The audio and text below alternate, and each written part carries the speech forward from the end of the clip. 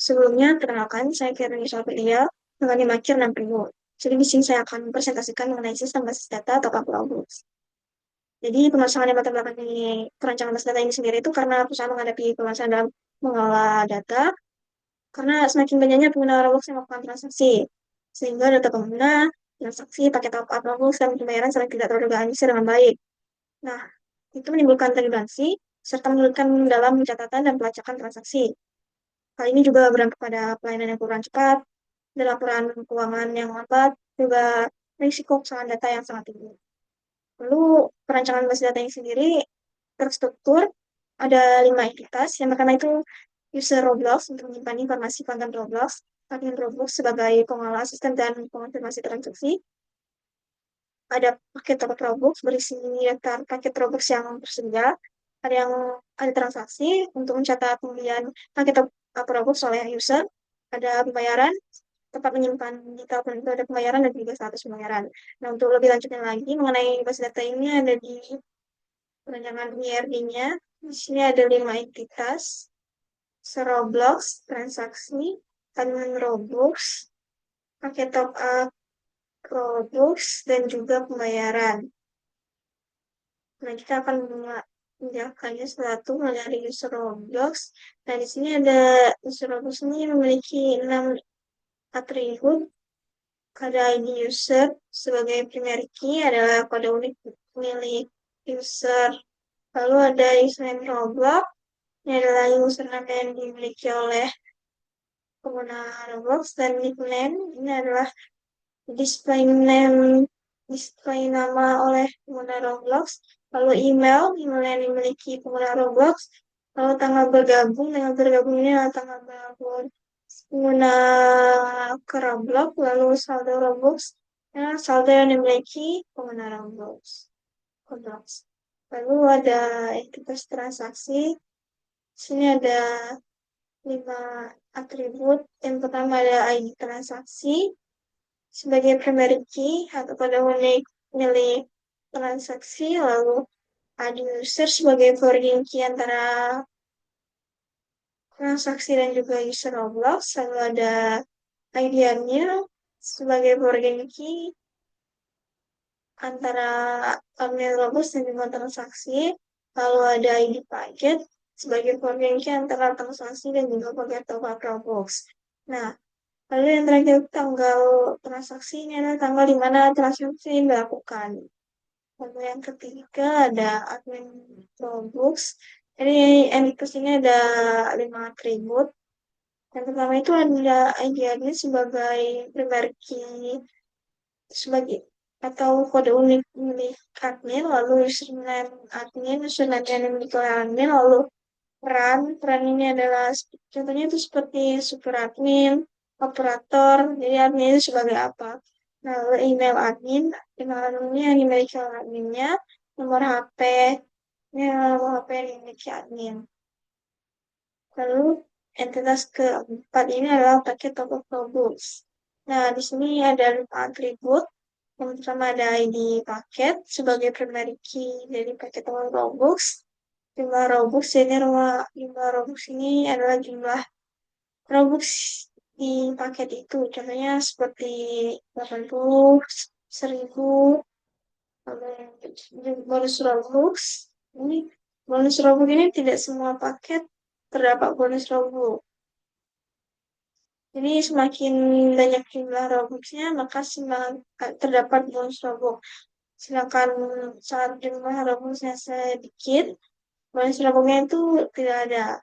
Nah, ini misalnya jumlah Robux-nya 80.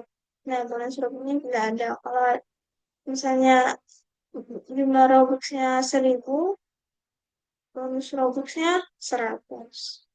Lalu harga ini adalah harga paket toko Robux-nya, lalu status paket. Status paket ini apakah paket toko Robux itu tersedia atau tidak. Lalu lanjut ke pembayaran. Di sini ada 5 atribut. Yang pertama itu ada pembayaran sebagai primary key dari pembayaran, kode unik pembayaran. Lalu ID transaksi ini adalah sebagai forwarding key antara transaksi dan juga pembayaran. Lalu metode pembayaran ini seperti e-wallet, bank, dan lain-lain. Lalu nominal harga, ini nominal harga atau pembayaran yang harus dibayar oleh user. Lalu status pembayarannya apakah pending atau masih atau sudah selesai. Kalau kita lanjut ke IRBIS-nya atau dari relasi dari antar entitas ini. Jadi di sini ada relasi antar entitas user Roblox dan transaksi, di mana user Roblox melakukan satu atau banyak transaksi, sedangkan transaksi dilakukan oleh satu dan hanya satu user Roblox. Lalu relasi antara admin Roblox dan transaksi itu konfirmasi, di mana admin Roblox mengonfirmasi satu atau banyak transaksi, sedangkan transaksi dikonfirmasi oleh satu dan hanya satu admin Roblox. Entitas transaksi yang dapat toko Roblox itu catat di mana transaksi mencatat paket toko mencatat satu atau satu dan hanya satu paket toko Roblox, dan paket toko Roblox dicatat oleh satu atau banyak transaksi. Kalau entitas transaksi yang pembayaran itu relasi yang unik, di mana habisnya adalah transaksi dimiliki satu dan hanya satu pembayaran. Sedangkan pembayaran memiliki satu dan hanya satu transaksi. Jadi ini adalah IRD-nya dari rancangan master data itu. Kita lanjut ke penggunaan query yang bisa kita lakukan di Oracle Apex tempat kita menulis datanya. Yang pertama itu adalah query select. Nah, di sini ada contohnya itu query select bintang from user Roblox. Nah, ini untuk menampilkan user Roblox yang berada di basis data ini. Ini ada outputnya, ada ID usernya, username Robloxnya, nickname Robloxnya, emailnya, tanggal bergabung, dan juga saldo Robloxnya.